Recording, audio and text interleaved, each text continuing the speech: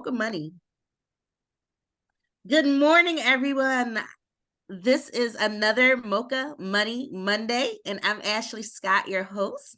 I am super excited this morning because I have the pleasure of introducing Miss Denise Huginnie.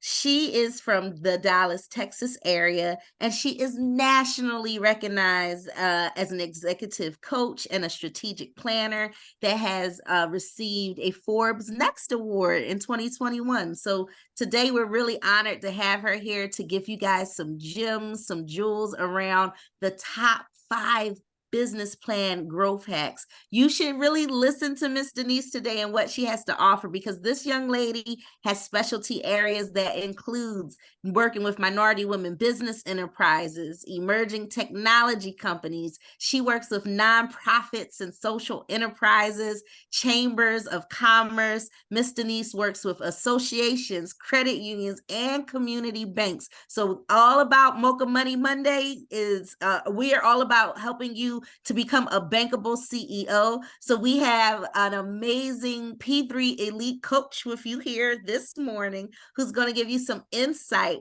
to really create and craft the business plan that you're going to need in order to actually have access to this money out here, okay? So I'm going to turn it on over to you, Miss Denise. I'm really excited to hear what you have to share with our audience. Ashley, thank you so much for inviting me today. And I think this is a great way to start off the week with the Mocha Money Monday. And I'm going to talk about the big picture and the little picture, because it's really the little habits that lead to the really big success. And very excited to just be here. So I'm going to go ahead and get started with the presentation. And I don't know if we want to leave time for questions at the end, but they're pretty simple, what I'm going to call business plan growth hacks. I've probably done 3,000 business plans in my career, from whether it was a donut shop to a pharmaceutical company. And I think there's a lot of things that really are founder driven, and it's all about the founder's behaviors and habits. And those are the things that are insights I've gained over the last, say, 20 plus years. And I'm going to share those with you today. So whether you're in the prepare or the pivot or the prosper stage of your business, there's a reason to have a plan. Planning, though, is more of a journey and not a destination. The plan itself is not the most relevant piece. It's the process. It's the discipline. So there's a lot of strategic planning methodology that actually comes out of game theory and comes out of the military. It's planning, it's scenario development, it's being responsive, it's being able to make that pivot like we all did during COVID. So I'm going to talk about getting ready for 2024. And I will tell you, tomorrow's Halloween. And whenever the little kids put their little outfits on, I know it's the end of the year. And I start thinking about next year. So I'm always thinking 90 days ahead, minimum 90 days ahead. So I'm looking at 2024. I'm going to give you some tips today to think about your 2024. What's your winning game plan? So there's really 5 things we're going to talk about this morning. One is just the simple habit of writing things down. Another is monitoring your customer. Everybody knows you have to be market-centric, customer-centric, but you've got to really become the second skin of that customer. Meeting the right people, using your time wisely, and then how to really scale the right things. You don't want to scale the wrong things. And so those are the top 5 business plan hacks I have for you today. And it really starts out with what I'm going to call habit stacking and developing those habits, those daily, weekly, monthly habits. So the most important habit that I'm going to give you is, it's really called note taking. Whether you use a voice recorder or you have pen and pencil, I use an Excel spreadsheet. You've got to put things in writing, because then you can go back and revisit them. You get ideas. Lots of authors, they keep a tablet by their bedside because they know, hey, I'm going to think of some good ideas as I'm drifting off to sleep or when I wake up, and I have to write them down so I don't forget it. Some people keep a tablet in the car. You've got to be able to use whatever you like, if it's just a voice recorder or whatever, to write down ideas that you have, but then to set goals. You set monthly goals, you set weekly goals, you make a list of people you want to meet, you come up with strategies, but you just keep an informal list. That's the most important thing, is to be able to monitor what those goals are. I even find that I will make a manual list of my calendar for the day. Even though I have an electronic calendar, it helps me focus on the meetings that I have. It helps me tick them off. So I like to write things down. And I think that's really the most important tip is to write it down. You're making a positive affirmation of what you're trying to do. So Stacey Abrams, like me, I'm not in Stacey's league, of course, but she's been very successful with Excel spreadsheets. I have one tab for my home budget. I have one tab for my business budget. I have my tab for each, child in my house. I have a tab for my mother. So I keep everything on Excel. That's what Stacey Abrams does. And she was highlighted in CNBC Make It, a digital magazine, talking about her Excel spreadsheet. Now, some of us don't like Excel. You can use a journal, a notebook. Doesn't matter what you use, but start to write things down, set those goals, stay on top of those goals. For long range planning and even starting a new business, I like the one-page business model canvas. That's what this is called, the one-page business plan or the one-page strategic plan. Just writing down who you're targeting. When I work with a lot of startup businesses and they tell me, oh, there's dozens of ways I'm going to make money. I'm going to make this, I'm going to make that. Well, give me one revenue stream and then show me how you're going to get to 150,000. How are you going to get to 1.5 million? You've got to figure out what's your game plan, what your unique value proposition is, who are those channels, who are those business partners. So when you do a strategic plan for your business, let's just start with the one-page high-level concept. Why do people want to buy from you? What is the problem you're trying to solve? And I'm going to point out later, you want to sell painkiller, not vitamins. You got to have things that people got to have, not just the nice to have, the got to have. Now, when we talk about continuously monitoring your customer, you may say, well, I already have customers. I'm looking for new customers. Well, you better try to protect the customers you have. Monitor those customers you have. When I was a client, when people were coming to sell to me, those people who came to visit me, even for no good reason, even though I didn't want them to come, they always got new business. Because here's what you know. When you all have problems on your desk, unsolved problems, when people come to visit you, you talk about your problems, you talk about your issues, and they uncover opportunities to solve your problems. So people who, as they say, hungry mouths get fed. Okay. Those people who come on site and meet with you are going to get business. And if you're on the other side of the table, if you're selling, you've got to be in front of the people who are buying. Now, you need to understand the buying cycle. If you're selling employee benefits, maybe it's only open enrollment, but then you're maintaining the relationship the rest of the year. So there's selling, there's relationship management, and you've got to be able to solve pain points, understanding their pain, understanding their industry, and then even doing what I call undercover research. Sometimes it means if I'm a hairdresser, I got to go to some of these other ladies' shops and find out what they're doing. I want to see how they're fixing their hair. I can't just sit back and do the hair that I was doing 20 years ago and everybody looking like my grandmother. You got to go see what those young girls are doing on the other side of town. Okay. How are they fixing their hair? What are products are they using? So you may even have to fly to Houston and see what they're doing in Houston. So you sometimes have to even pose as a client, even at these industry events. You're going to have to do things differently to find out, what am I missing out on? What's the new trend? So staying on top of your industry and monitoring current customers, you've got to realize it's 10 times as hard to get a new customer as it is to keep the old one. So keep those old customers happy. And the other piece I realized after many years, I don't consider myself to be in sales, but I have had a government consulting business and you're feeding yourself. So you're in sales. I didn't actually have to sell to the government. I had to sell to the city attorney, the city engineer, gatekeepers, influencers, and referral partners, because those people already had contracts. They could tuck my little contract into their huge multi-million-dollar contract. And so understand, how do you get through? Sometimes it's you got to be able to work with the secretary, work with the finance director, work with the procurement officer. Who are those people that you need to meet and greet and influence? Maybe it's serving on boards of directors. I have a friend who's been very successful by just serving on boards of public companies. That's how he gets all of his business, is meeting important people, people of influence, people of affluence. So you got to be in the right place to read the right people.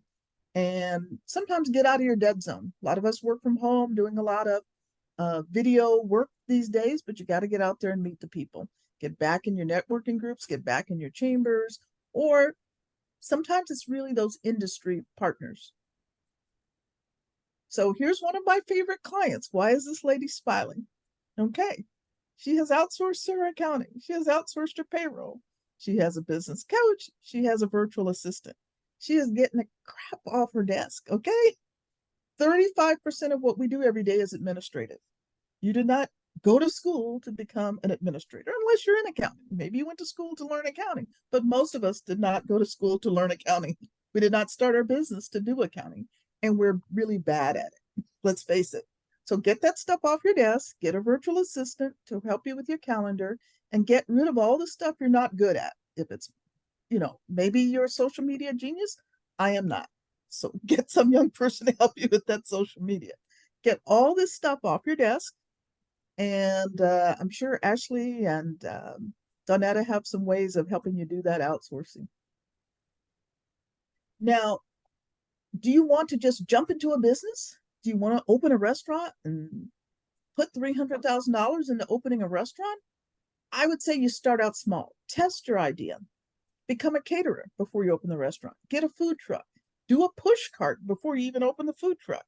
So you've got to test your viable business model. Just because you like the food or your children like the food you cook doesn't mean everybody else is going to like those same recipes. Paula Deen, the HGTV cook, she started out delivering sandwiches. She was delivering sandwiches from her house. Her kids delivered sandwiches to offices long before she opened up a restaurant. So you want to start out small, test your ideas, get proof of concept, and find out what you need to succeed. And this whole idea is called nail it before you scale it. You don't want to scale a business model that's broken. So think about what your idea would be. And going back to my days of working with government clients and engineering firms, the people that you think are your competitors are actually your customers when you're starting out. So if I'm a consultant building financial models for, say, bond feasibility study for a city, I really need to work with people doing the same thing and just help them. So think about ways. If I was in a food business, maybe I'm just going to make desserts and then deliver that to a restaurant. I'm not their competitor, I'm their supplier. So you got to really think about what's a good way to start small. How do you dominate a niche? So maybe start with desserts, don't try to do the whole menu, and then build from there. The other thing I want to point out, and this is kind of related to the scaling opportunity, is opportunities multiply as they were seized. I had a new trade association client at the beginning of COVID. They said, we're laying off everybody. Our big annual conference is canceled. That generates $1 million a year. And I said, no, you're not canceling your conference. We're going to do it online. We're going to double the attendees you've ever had.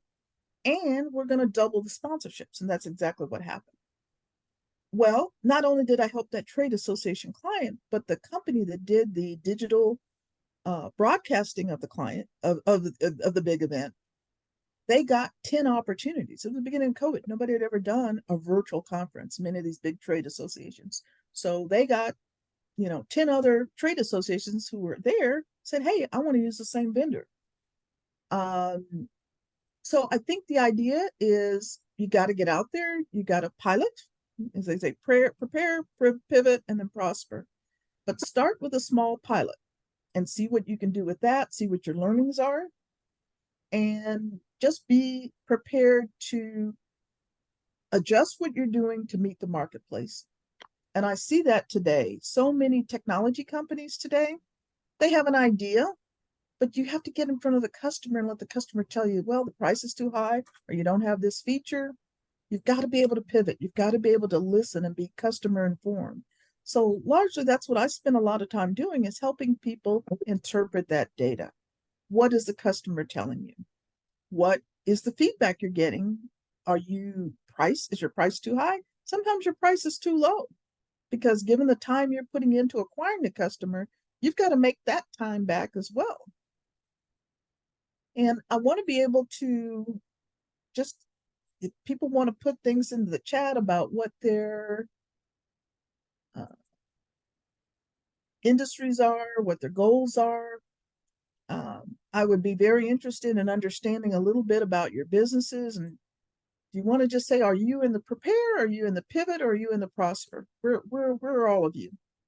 You want to put that in the chat?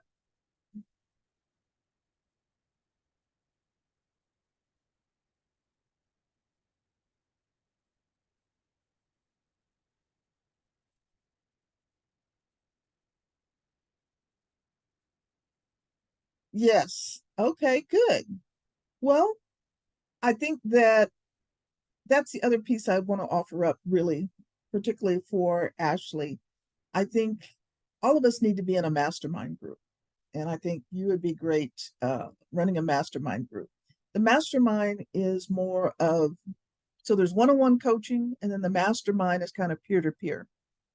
But you still have a leader. And so you've heard of things like Vistage and others. I do believe that the mastermind approach is something we need as women, and particularly as Black women. We need, you know, what I really learned in COVID. I have clients of all types, all sizes, but we see each other. Not everybody sees us. Not everybody acknowledges our value. We see each other. And so that's why I think a mastermind group would be very effective, whether it's in real estate or if it's cross industry. But we do need to see each other, acknowledge each other. And that's why mastermind groups are very successful. It's a good approach. So, are there any questions that somebody else wants to put in the chat?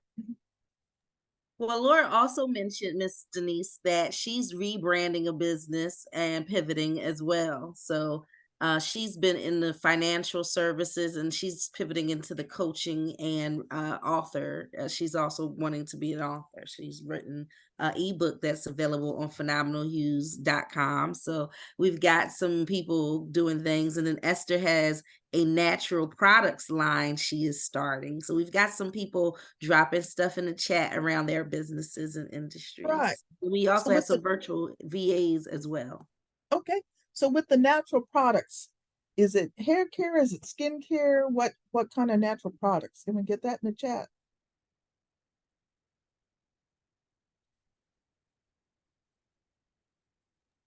Esther, can you unmute and let her know about your products? Sure, thank you, Donita.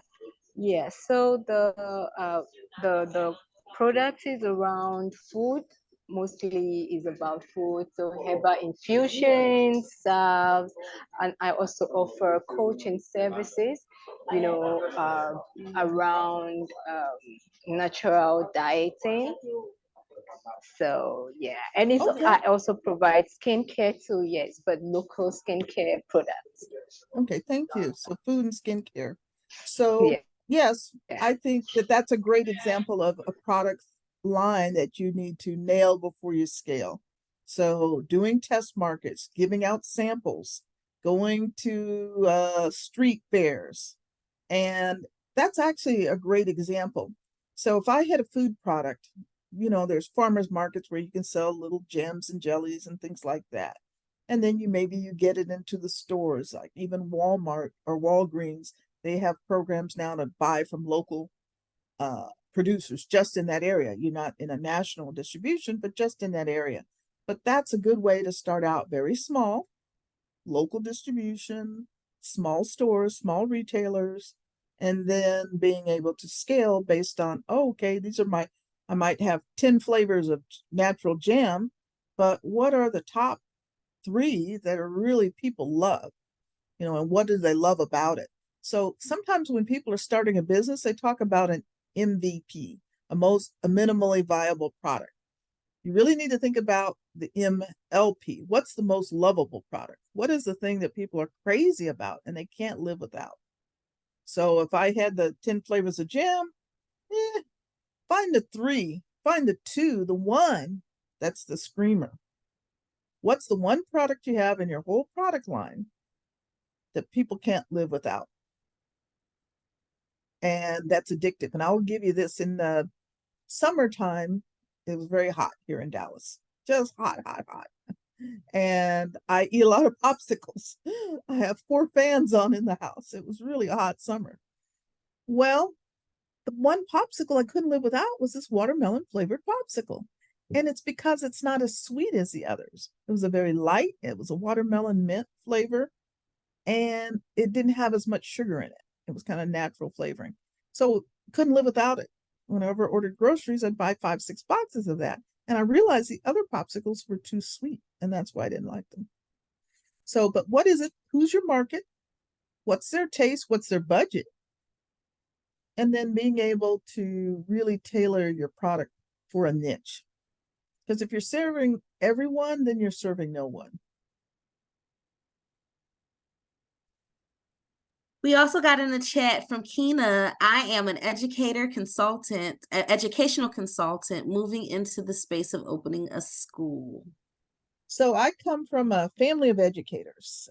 Mother's a teacher, sister's a teacher. My dad is an educator. So I really see that as the new frontier. There's new ways of teaching. I've worked on dozens of charter school business plans, and there's just so much innovation now in education.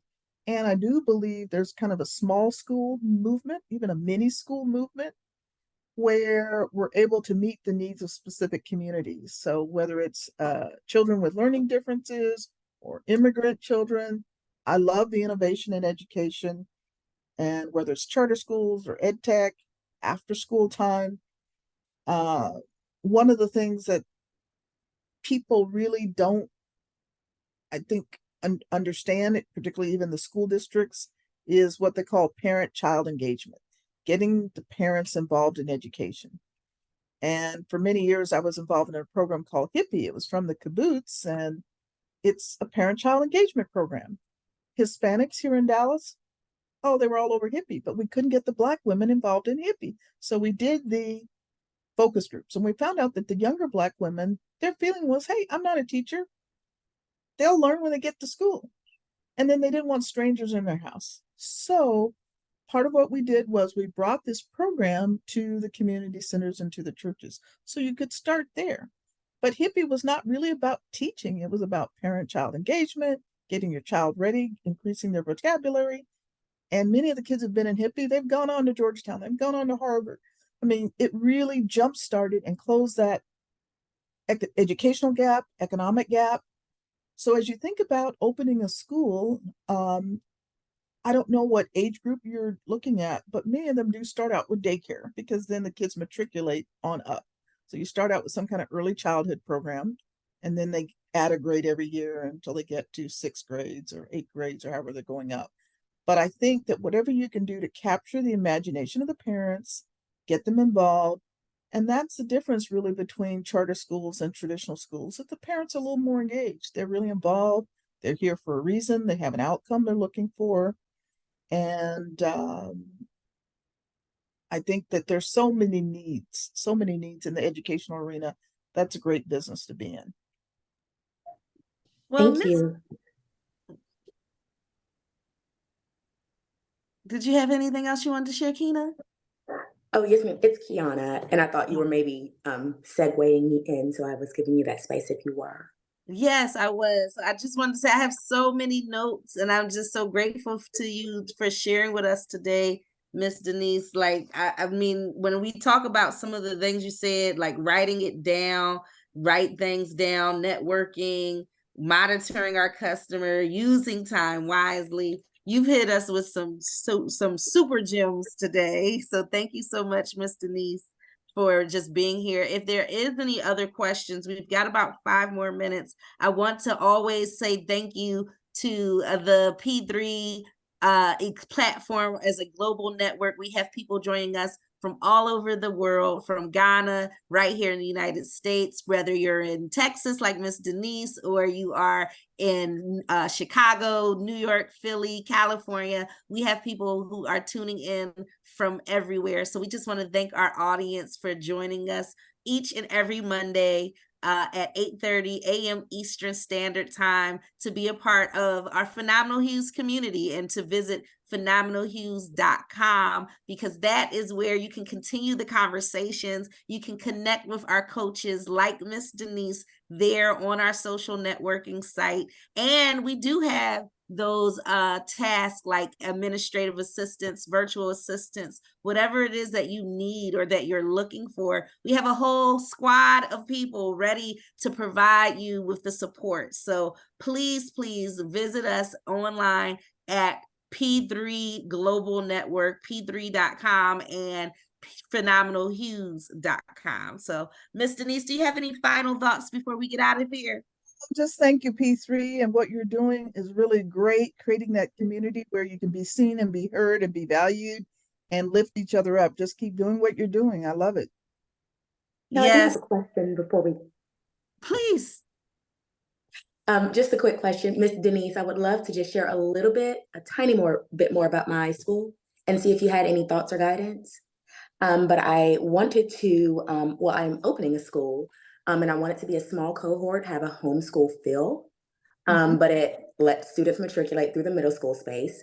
But I also want us to transition to world school. So the things that we want to do, I want us to travel and have those experiences in person, and then train other people to do the same. So parents would be involved. And then there's another component where there's a person that's a life coach that's very passionate about working with the parents. So they're being educated as our kids are being educated. And then we're going out into the world together and exploring. Yes. So I'm working with a group right now called Black Girls Go Global. It's an experiential program, and it's focused on the UN sustainability goals and STEM education. I'm working with another group called the Civic School, and it's also experiential learning, project-based learning, but outside of the classroom. So I think, yes, these are things and it's going to be a mini school and really support homeschoolers. So those are the trends, I think, is these mini schools and supporting other educational programs. So I think people are a little disillusioned. There's a lot of kids that get left out. And I know, Laura, you have your hand up. Yes, I was just thinking to myself how wonderful these reminders are for those of us that have been in business for quite some time. And, you get to those moments where you're like not sure of your direction. But if you go back to the basics, I think that's what is always important to keep you on point. Just staying like that simple thing of writing it down is like so important in everything that we do all day, every day. And so it's just going back to the basics. And I think that's just so important. So I thank you for those reminders today.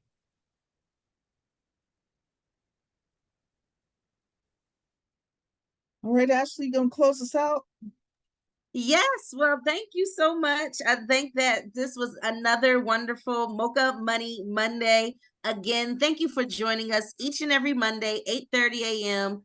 Eastern Standard Time. Thank you, Miss Denise Huginnie, Huginnie, for being with us today. You have just dropped so many, like when I say I got a paper, I wish I could show you all these notes. The green screen can't even begin, but thank you for being a part of our P3 Global Network and our Phenomenal Hues community. Thank you all for tuning in, and we will see you next week. Visit phenomenalhues.com. Join the network. We are all about creating bankable CEOs, and we look forward to seeing you at our next events. You can tune into all that we have to offer right on the website, phenomenalhues.com. Be blessed. Have a good day.